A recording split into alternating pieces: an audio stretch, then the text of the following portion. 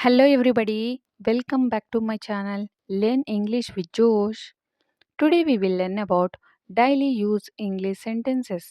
I hope these sentences are very helpful to speak in English. If you are new to this channel, please like and subscribe. Let's start. నీకు గుర్తుందా నిన్న రాత్రి ఏం జరిగిందో? నీకు గుర్తుందా నిన్న రాత్రి ఏం జరిగిందో? ఇంగ్లీష్లో do you remember what happened last night? Do you remember what happened last night? నిన్న రాత్రి అంటే last night.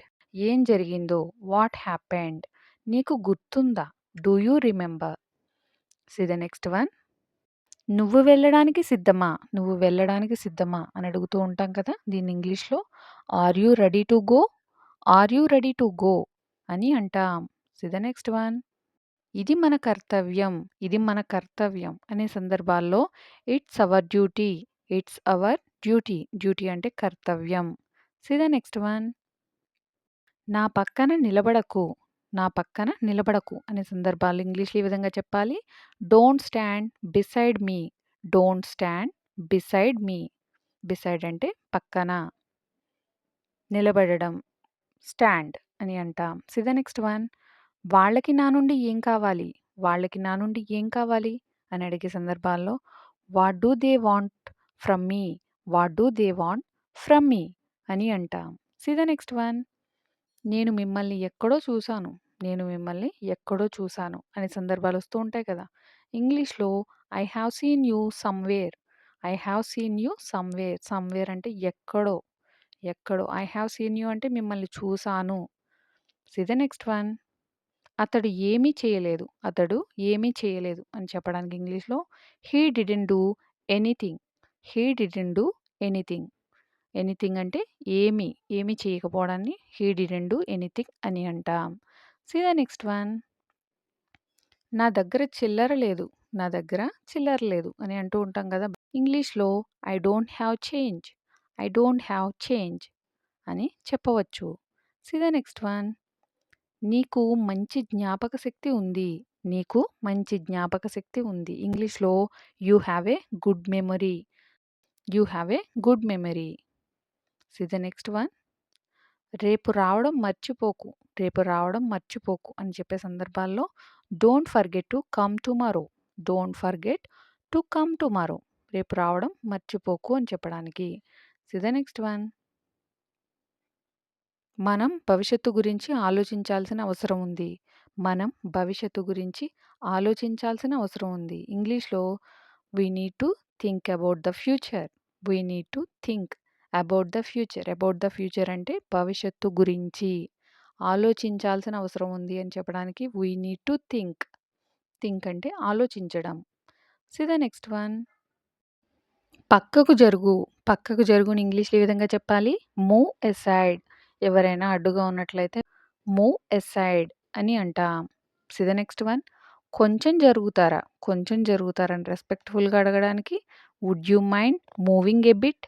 Would you mind moving a bit అని అంటాం. See the next one. ఇక్కడ కాసేపు ఆగు. ఇక్కడ కాసేపు ఆగు అనే సందర్భాలు వస్తూ ఉంటాయి కదా! Stay here for a while.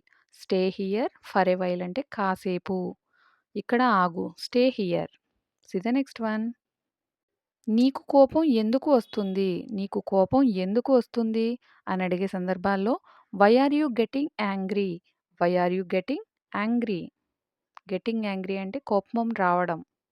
ఎందుకు వస్తుంది? Why are you getting angry? See the next one. నువ్వు ఈ పని చేయడానికి చాలా చిన్నవాడివి. నువ్వు ఈ పని చేయడానికి చాలా చిన్నవాడివి. You are too young to do this. You are too young to do this. See the next one.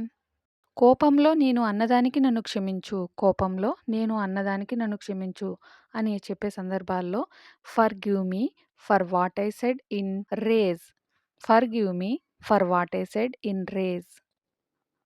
See the next one. మనం ఇంతకు ముందే కలిసామనుకుంటా. మనం ఇంతకు ముందే కలిసామనుకుంటా అనే సందర్భాలు వస్తూ ఉంటాయి కదా! ఇంగ్లీష్‌లో I think we have met before.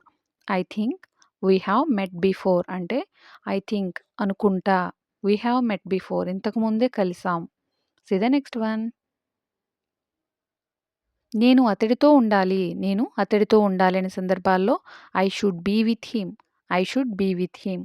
నేను ఆమెతో ఉండాలి అంటే I should be with her. I should be with her. నేను నీతో ఉండాలి అని చెప్పడానికి I should be with you. I should be with you అని అంటాం. See the next one. మీరు ఇతర దేశాలకు వెళ్లారా? మీరు ఇతర దేశాలకు వెళ్లారా? అంటే అదర్ కంట్రీస్ వెళ్లారా అని అడిగే సందర్భాలు వస్తూ ఉంటాయి కదా! ఎవరినైనా అడిగేటప్పుడు have you been to other countries? Have you been to other countries? ఎక్కడికైనా వెళ్లారా అని అడగడానికి హావ్ యూ బీన్ టు అని యూజ్ చేస్తాం. See the next one.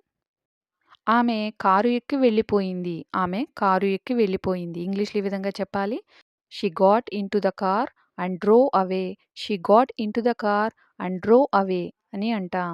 See the next one. అది నీపై ఆధారపడి ఉంది. అది నీపై ఆధారపడి ఉంది. ఇంగ్లీష్‌లో ఈ విధంగా చెప్పాలి. It depends on you. It depends on you. It depends on you అని అంటాం. See the next one. తరపున, నా తరపున ఇంగ్లీష్‌లో ఈ విధంగా చెప్పాలి. నా తరపున అనే సందర్భాల్లో on my behalf. On my behalf అని యూజ్ చేస్తాం.